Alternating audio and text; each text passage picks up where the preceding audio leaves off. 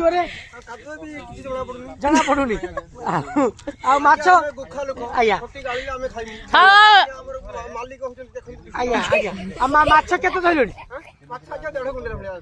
ଧରା ସରିଲାଣି ଆଉ ଆକାର କରୁଛ କେତେ ଆଉ ହବ କରିଛନ୍ତି ତମ ପିଲା ସାରା ପୁଷିବେ ତ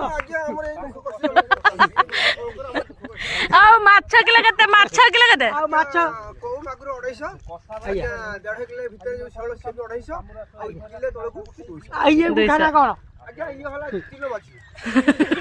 ସିଏ ହଉଛି ନାରାୟଣ ବାଜି ସେ ଲାଗେ ନାରାୟଣ ବାଛି ହଁ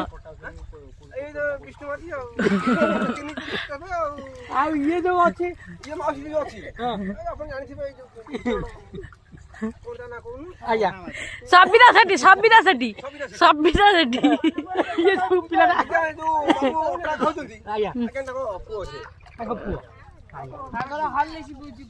ଆଉ ଇଏ ଝିଅଟା ନା ଇଏ ଝିଅଟି ତାଙ୍କ ମାଲିକ ଆଉ ତା ନାଁ କଣ ଆଜ୍ଞା ସବୁ ପଇସା ସବୁ ଚଳେଇଛନ୍ତି ସେ ତା ନାଁ ଟା କଣ ଲିପା ସାହୁ ଲିପା ସାହୁ